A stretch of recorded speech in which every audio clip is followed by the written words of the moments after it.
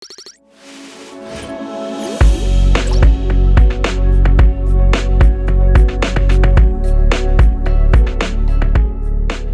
morning, this is Dustin Hobbs with the California MBA, and welcome to Connect, our monthly podcast featuring one-on-one interviews with movers and shakers in the mortgage industry.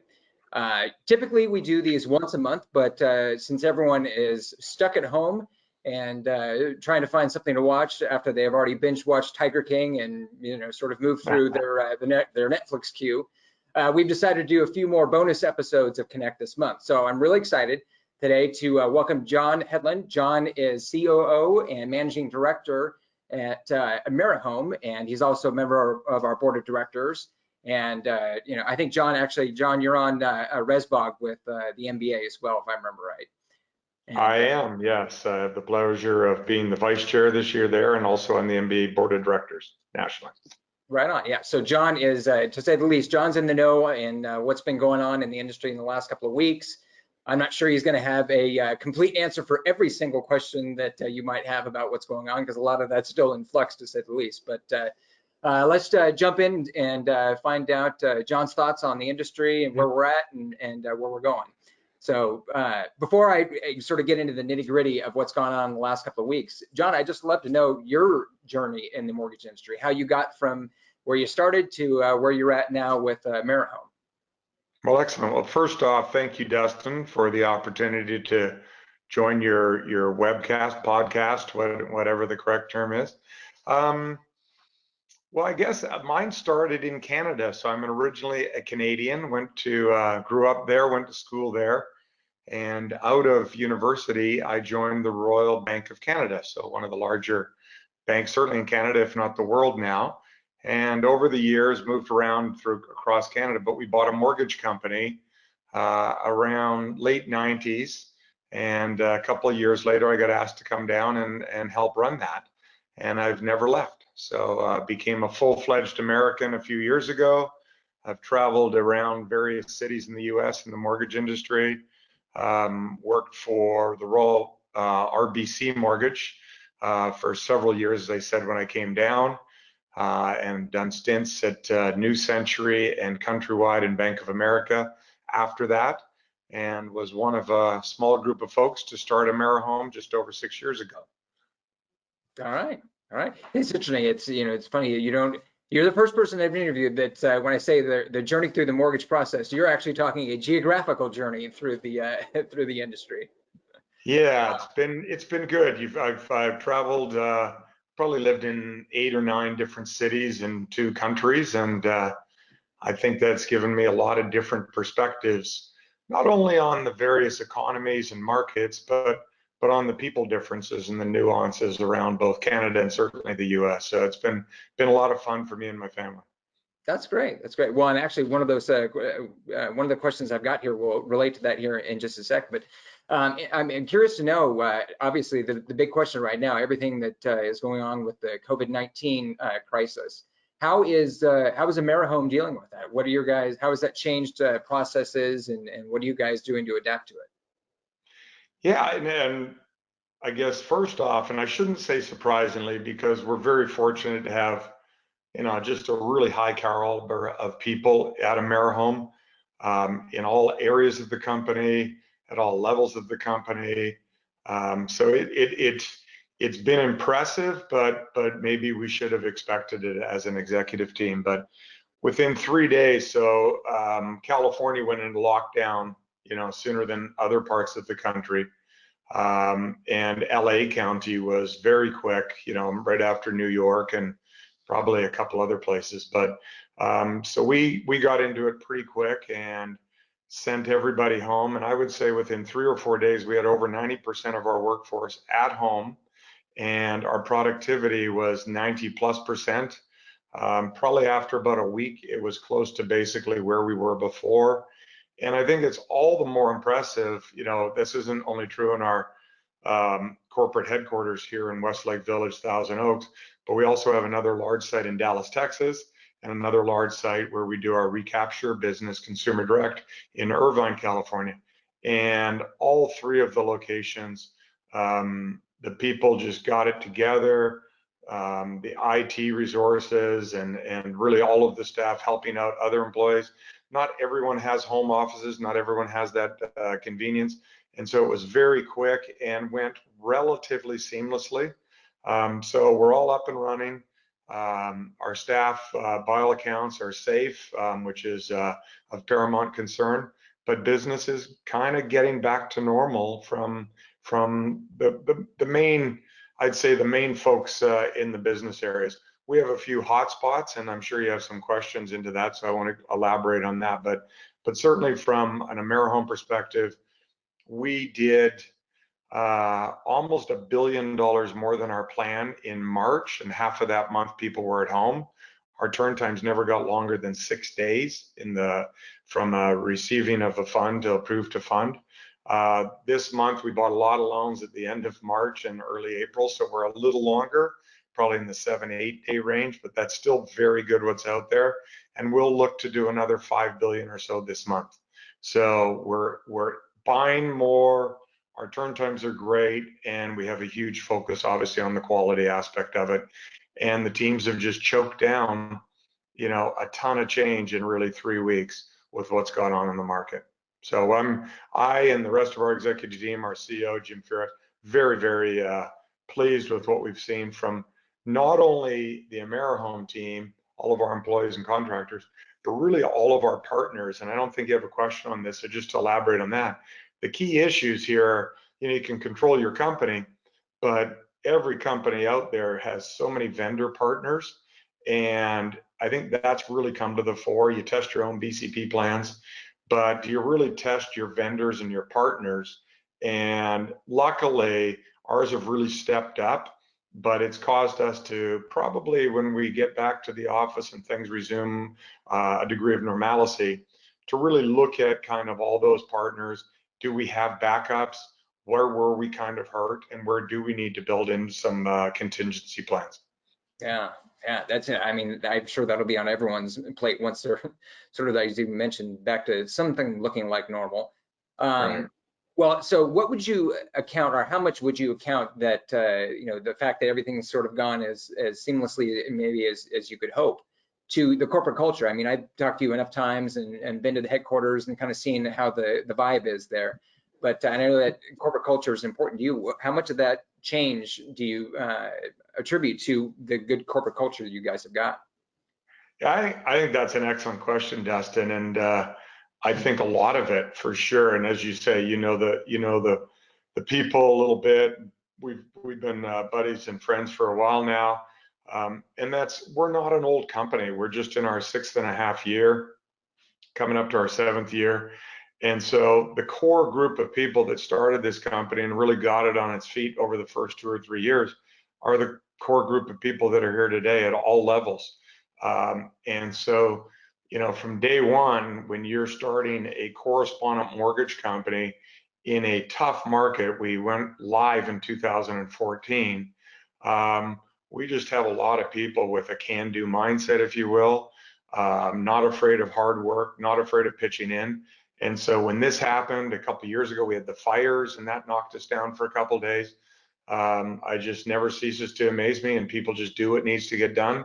They work the hours that needs to get done, and I think it's been a huge part of it.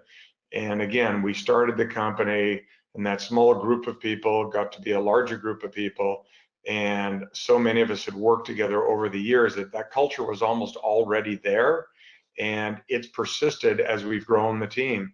And like any team, you tend to attract people that like that culture and don't attract people that don't like that culture. So it's tended to grow and foster and even get stronger. So Yeah. good question. And yeah, it's been a big benefit to us. Well, it's interesting you mentioned the fires. I mean, I completely forgotten, but that was, to say the least, that was literally in your backyard. I mean, do you see that as sort of almost a fire drill, no pun intended, for what we're going through right now? Yeah, and again, we had a pretty good, because of that, and we had a pretty good degree of confidence that, and that's our corporate headquarters. And so we've got secondary markets there, and treasury, and some functions that, they need to operate, and they need to operate daily. and so we had tested those as we worked through the fires, but we already had backup sites. So we had Dallas as a backup site. We had our site in Irvine open, and at this time, they basically all went down at once.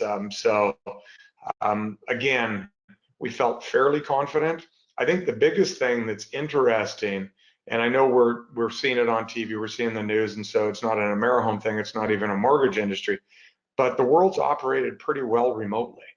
The New York Stock Exchange is operating daily remotely. And we could go on, but it's worked pretty well. But again, we have folks that don't have home offices, don't have iPads at home. They took their work computers home, and our IT people got those things up and running, encrypted to make sure they're safe and secure, and we're rocking and rolling. I don't know, in our two main correspondence sites and our head office, I don't believe we have anybody in the office, even though they'd be very safe in 80,000 feet by themselves, or even with a handful of people. And we may have a handful of individuals in one office and for consumer direct, just because we need to. And then some people will come by and get the mail and do things, but basically we're almost 100% remote. Yeah. So it's worked extremely well. And again, just to reiterate, it's worked very well for most companies. I mean, think of the vendors. You had India shut down, and obviously it was a big impact to not only the mortgage industry, but probably many others, with all of the call centers and work being done in that country. I mean, they sent 1.3 billion people home, and we all took a hit for a couple of days, but our partners and vendors, really surprising to me. I did not think we would get up and running as fast as we could. I certainly didn't tell them that, but they exceeded my expectations and started to pull work into the US, started to get computers to those people's home, Wi-Fi access, etc. So it's really been impressive as an industry and as an American.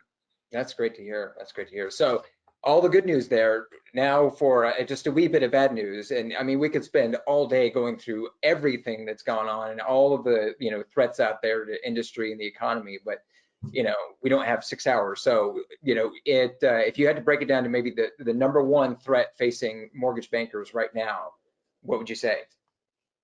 One threat: liquidity. And we've seen this,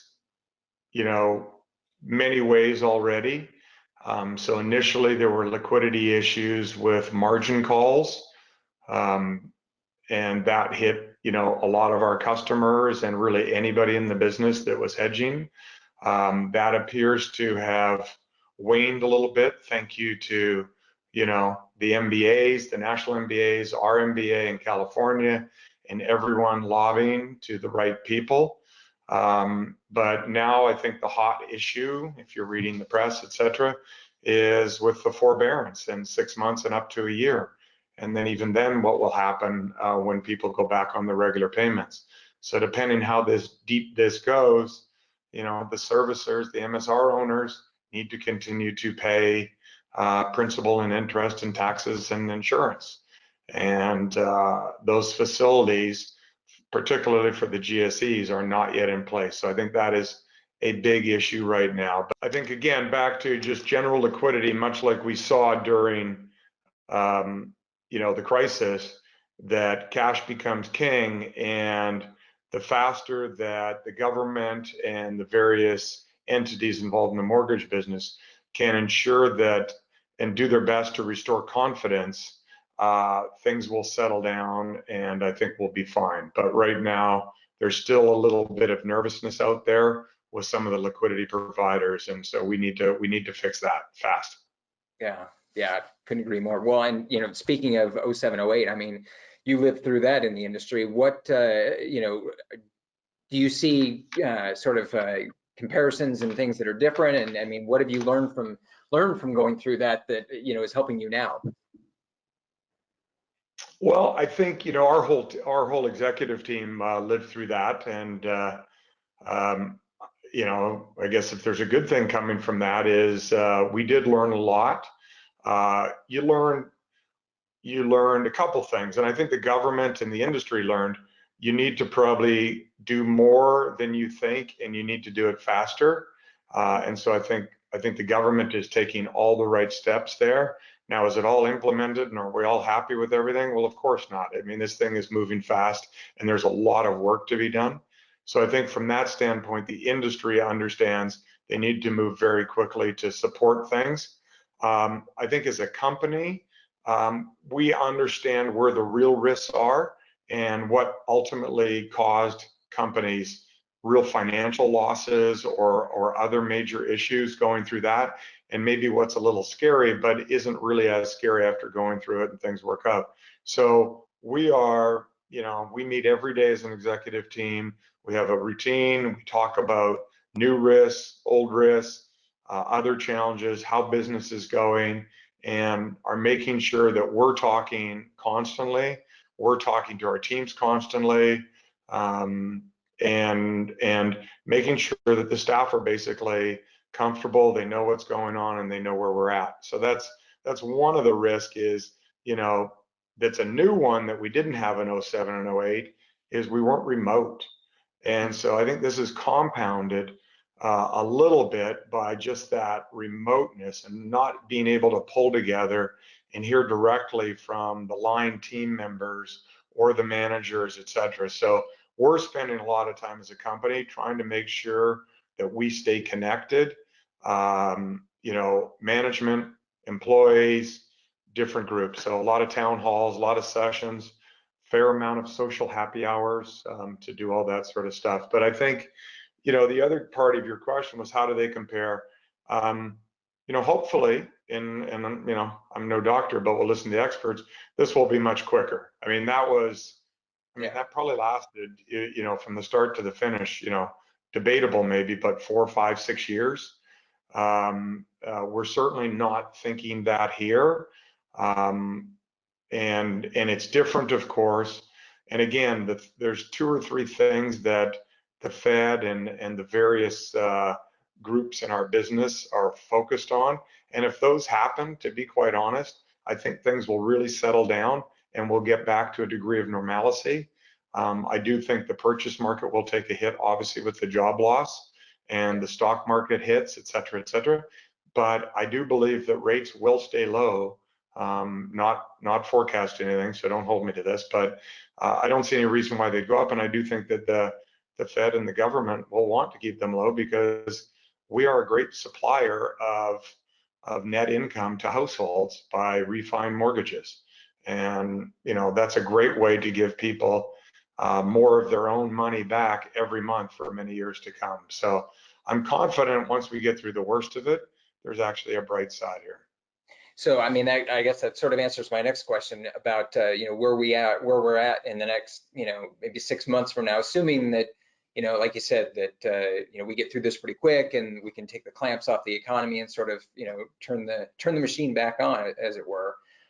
Do you see it really being a sort of a refinance dominated market at that point and not necessarily as much on the purchase side, assuming again that we're not at, 30% unemployment or something horrible like that? Yeah.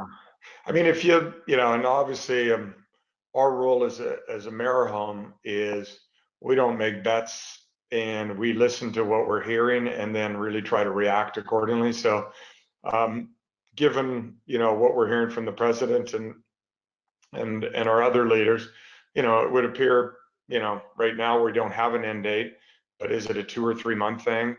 And then I think it's how deep it goes, to your point. Is it, we're at least preparing for double-digit unemployment, and we'll see where the market goes. But if you just look at unemployment going from basically nothing to 3, 4, 5x, that is certainly going to hit the purchase market. And again, depending on where the stock market ends up and how quick that rebounds, that's obviously going to hurt people that are looking to be, maybe it's first-time home buyers or even move up. So yeah, my plan with our folks is that I do think that will take a hit. I think that's supported by, the MBA and Mike Fratantoni and people like that as well.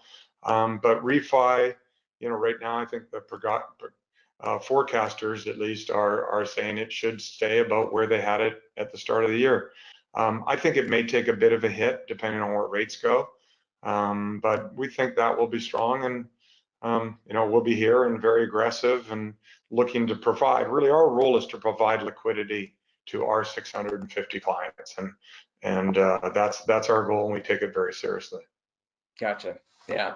So, well, stepping back, I guess maybe a bit from the current crisis, and maybe looking at industry as a in a more normal sense, where do you see that companies and AmeriHome maybe in particular are at when it comes to borrower engagement? I know that has really changed in the last couple of years. Just talking to some of our, especially some of our tech vendor company members. I mean, that is all they talk about. That's all they want to talk about. That is in a sense to them, the key to the future of the industry. So where do you think we're at? Yeah, I think certainly for the originators out there, and we have as I said, a consumer direct recapture platform. So we deal direct with borrowers in that regard, and obviously we have a significant amount of servicing and deal with borrowers in that regard. But from a client and an originator standpoint, I think the challenge there, when I look at it, and if we just talk about kind of today, dealing and getting that purchase business, and how is that evolving? And it's long been a realtor builder dominated type of a business. So the LO, whether you're a retail or a broker or broker, you wanted to get in tight with the realtors in your community and the builders and get that purchase business, and then the subsequent referral business and refi business. And I think, my long held belief, at least the last couple of years, is that is still the business model, but it will start to weaken when and if the realtor starts to lose hold on the borrower, and specifically do the Zillow Directs and the Red Hats and all of these other services start to make real inroads into that market and take that business from a normal realtor. I think that's actually taken a hit in the last 2 months, and it will be interesting. And then on the other side, though, to finish it, is I think this crisis has shown us we need to figure out how to do stuff more remotely and quickly. So I think on the front end, to answer your question, Dustin, I think on the front end, it actually probably got hurt a little bit from not having that realtor relationship, because a lot of those companies have pulled back and been hurt during this time. So we'll see. But certainly the technology aspect, and you think about e-mortgages and digitized mortgage and remote online notarization, different ways to do appraisals, all of that is being pushed because of obviously the concerns with getting too close and the spreading of the disease. So I think it's going to be interesting. If I had to put a bet on it, or has this impacted it more positively or negative, I think it's pushed it further and pushed the consumer further, the borrower further, and probably the industry further to getting more automated. And whether that is through the computer, through your iPad, through your phone, something like that. I think it's pushed the whole world, young, medium-aged, and older, into more of a technology space. Yeah, we don't have a choice anymore. Yeah. So switching gears a little bit, I know we've got just a few minutes left, but I'm curious to know, you've been a big supporter of our Future Leaders program now for several years, and had a bunch of people at the company go through the program. And I'm curious to know, why do you see professional development as so important for AmeriHome? I mean, not every company does that. I'll be honest. We just have it. There are certain companies within our membership that see that as a big priority and are always, wanting to get people either in our Future Leaders program or another similar program. But you're one of them. So I'm curious to know, what's your take on professional development? Well, thank you for that. Yeah, I think both personally and as a company, we're just big supporters in continuous development. And so it's a simple philosophy that, number one, we want to have people that want to do more and get better and strive and invest in their career. And if we have individuals like that, then we want to partner with them and help invest in their careers. So, we select our people very carefully. And again, somebody that is shown and proven a propensity to, again, invest in themselves. And that can be through online courses, through just trying different jobs at work, through going back to college, etc. And so, yeah, we love certainly the California MBA's Future Leader Program. For that, we've got numerous individuals in our company going back and taking their MBAs or finishing college, and we will partner in paying for those where it's the right person that certainly is going to deliver value for the company.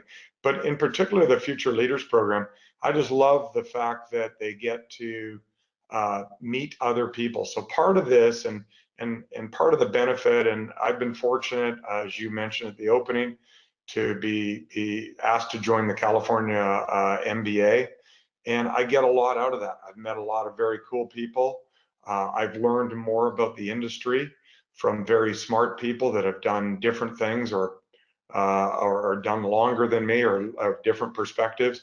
And that's one of the benefits I see for our people. So again, back to the social aspect of it, the more you know, if you're smart enough and you also have work ethic, generally the better you're going to be at your job. And so that's just kind of at our core philosophy. Great. Yeah, well, and I completely agree that especially the cross-pollination aspect, that's one thing that with our program that we certainly strive to do is to make sure that we get people out of their silos if they're a compliance person or at their secondary desk, and we want to make sure they meet other people and see how the business works in other aspects. So that's great. It's good to hear companies that have the same philosophy. I get great feedback from everyone who's gone through it. We kind of cap it at a certain number, or I'd have half of the attendees would be from AmeriHome, so we don't really want to do that. But for those other companies out there and members of the California MBA, or even if you're non-members, there's also a way you can become a member and get to be part of this. But I think it's a great opportunity to develop your young, up-and-coming leaders. And again, if you don't invest in them, you're probably not going to get a lot out of it, and or they might look to go somewhere else where people will invest in them. And that's kind of also part of our philosophy. Yeah, I'm sure it works great as a retention tool. So a final question here. I'll put this one, as much on a tee as I can possibly do for you as a member of the MBA board and the California MBA board. Obviously, right now, with everything that's going on, it couldn't be more clear how important advocacy is for the industry. So, if you were speaking to a colleague in the industry who maybe doesn't see the value in advocacy or hasn't gotten involved before, what's your elevator pitch to them on why advocacy is so important? All right. Well, thanks for the opportunity. And yeah, I love talking to non-members about this. And again, I think most of our clients and the people I know across the industry, it's just they hadn't really thought about it.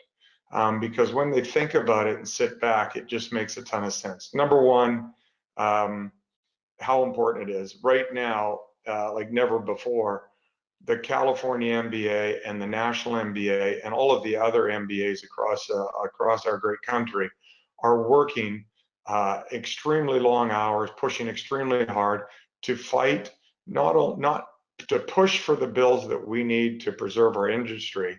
And as important, and I always add this part, as much to also be aware of unintended and adverse impacts from other bills. And bills, for those that haven't, they're extremely complicated. And so your membership money, your attendance at conferences, your sponsorship of events, all of those help to support the MBA and provide funding for us to engage top-notch, well-respected, well-regarded advocates that work on our behalf for the California MBA members. And unfortunately or fortunately, for all the non-members. And that's really the bottom line, that if you are a non-member today, you have basically outsourced that cost to the membership. And that's the part when I do finally get a chance to talk to people individually and they realize that it's not a massive amount of money, that most people just want to do their part and they just haven't thought about it. So if you're not a member and you're watching this, I encourage you to look into it, to call Dustin, call Susan, get on the website, call me, and we can walk you through how easy it is and relatively inexpensive it is to basically help this industry, not only for today, but for the tomorrows and the future leaders we talked about, and make sure we have a healthy and an inviting industry, because it's been a pretty cool one for all of us, and we need to invest in it, much like earlier with the future leaders. We need to invest in our industry if we want it to be here down the road. Awesome. Well, hey, John, appreciate your time. I know you're busy, so I'll let you get back to work. I appreciate you giving us your thoughts today. And for everyone else, we'll be here next week with a brand new bonus episode of Connect. So we'll see you then.